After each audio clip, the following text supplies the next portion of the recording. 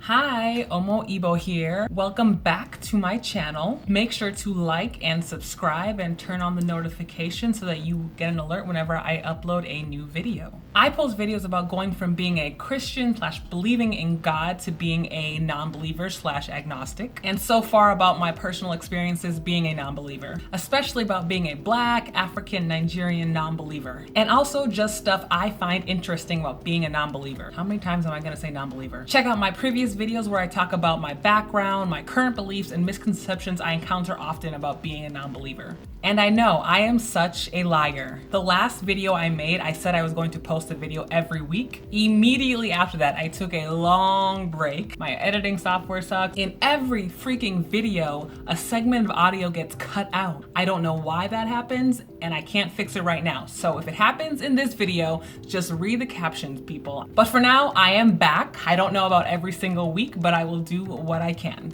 And I love hearing from you all about your experiences, so please comment and let me know what you think, your thoughts, and we can start a dialogue. Okay, thanks.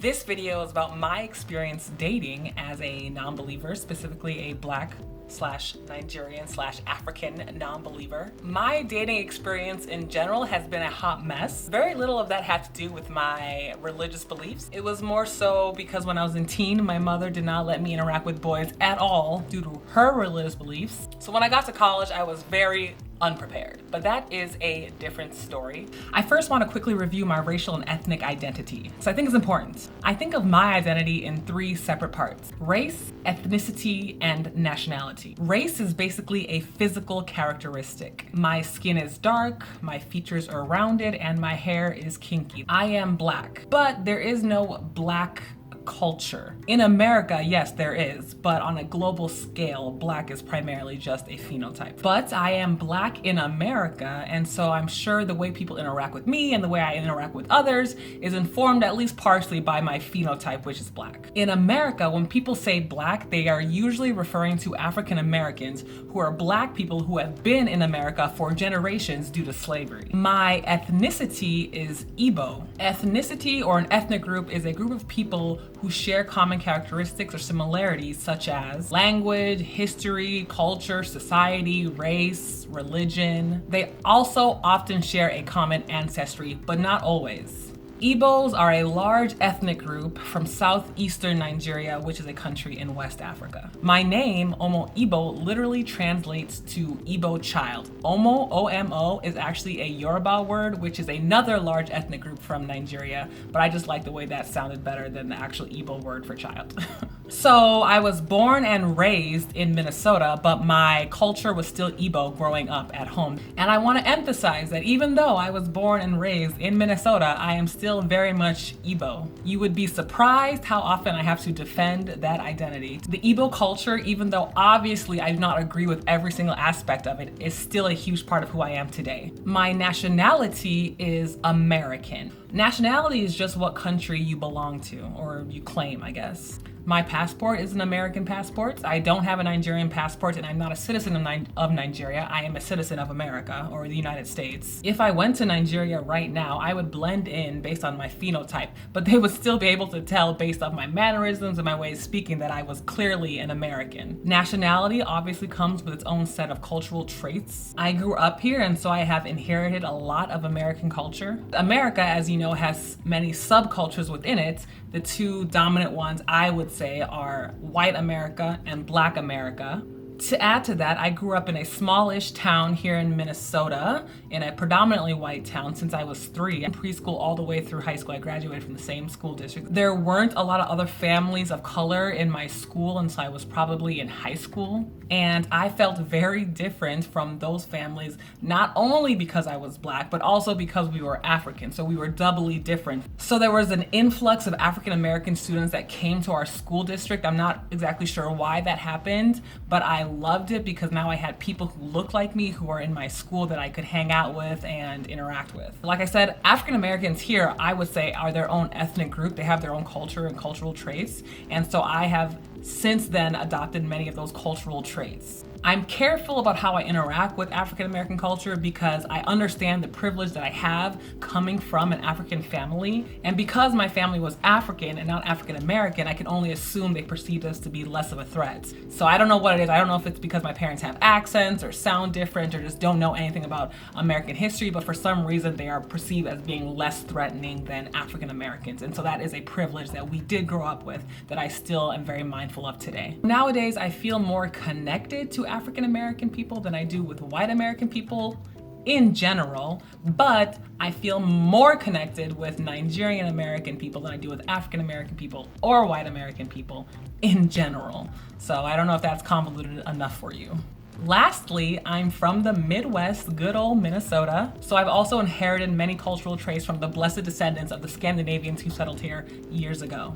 I don't know, I guess I like hot dish, I like the lakes, we talk about the weather a lot, we say yeah, oh yeah, don't you know, you betcha. So all those pieces make up my identity or who I am. So when I say Black, it means a lot of things. Okay, now back to dating. So this summer, my family and my extended family got together a few times. No family gathering is complete without at least one auntie asking me why I am not married yet.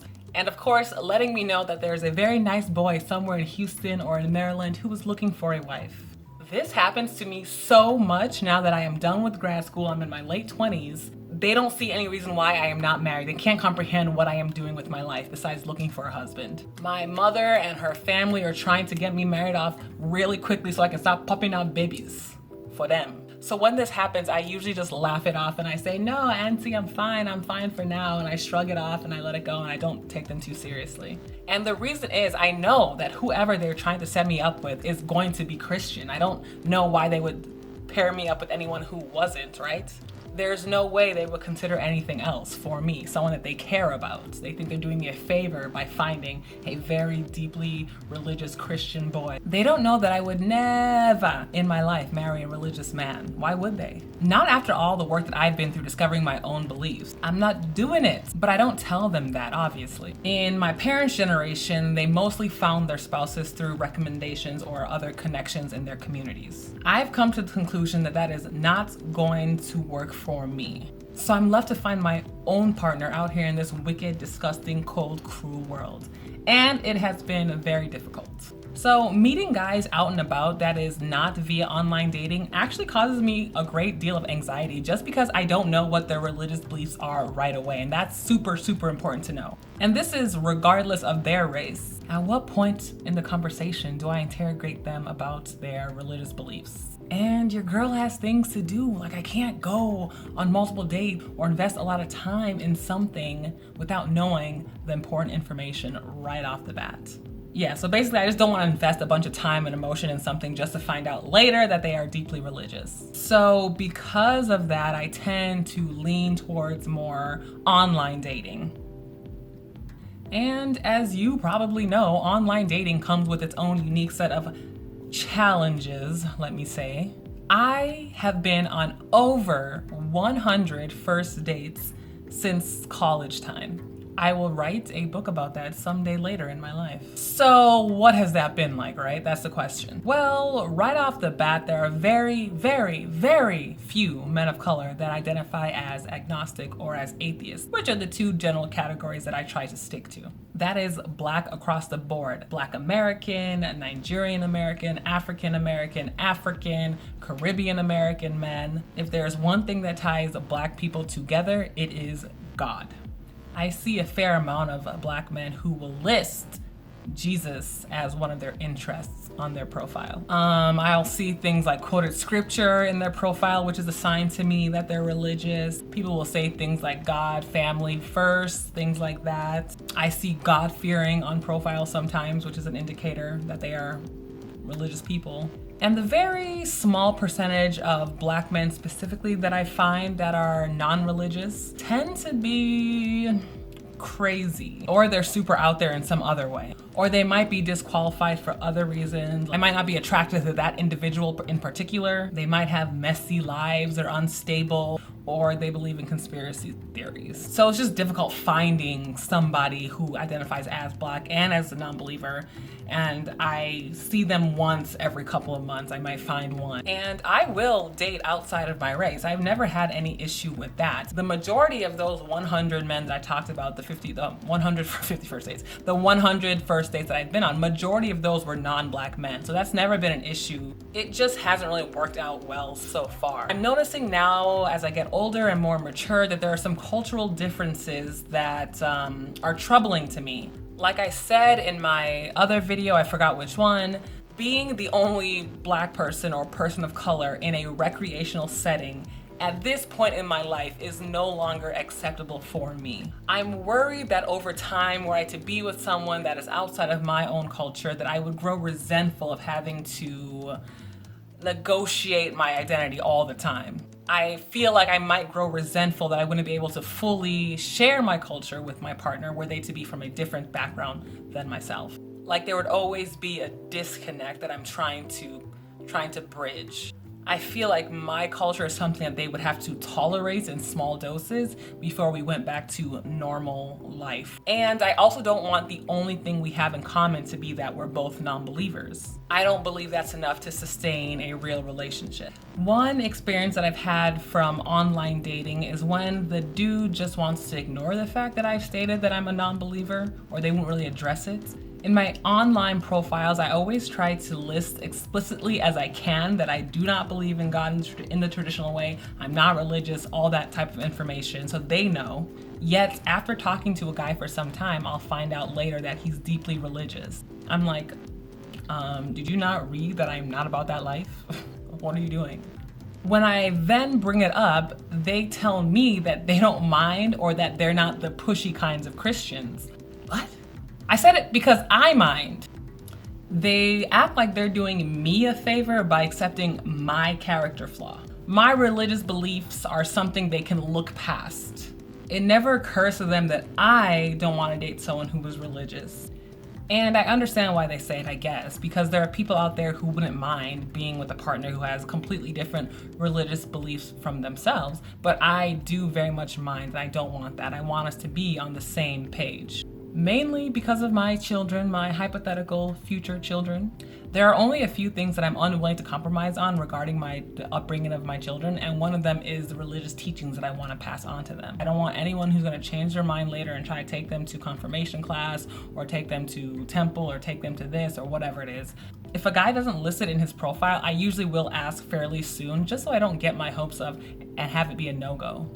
Every now and then I've gotten the "I'll pray for you" line, which is whatever. One experience that was kind of funny is that I had this Caribbean guy tell me that I was being judgmental because I didn't want to date him after I found out that he was a Christian. He thought that I was prematurely making assumptions about him and being closed-minded. I was like, I'm not sure how I have misinterpreted the situation. Do you or do you not believe in Jesus? Is that not the point of being a Christian? He then told me that he was going to prove to me that there was a spiritual world, at which point I said, delete, delete, delete.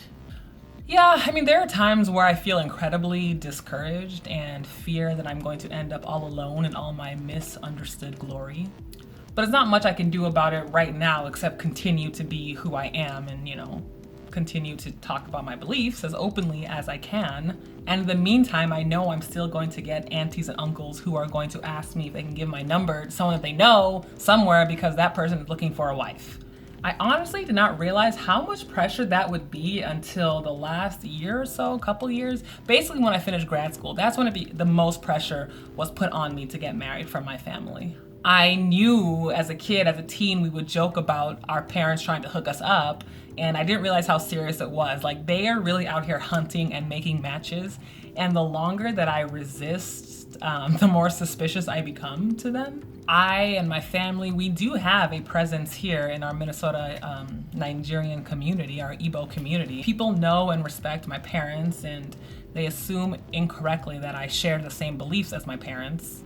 I haven't quite figured out how to tell people, like all these well-intentioned aunties and uncles, that the only candidates that I'm willing to even consider are ones that are non-religious. I can't even use the term atheist because that would just blow people's minds.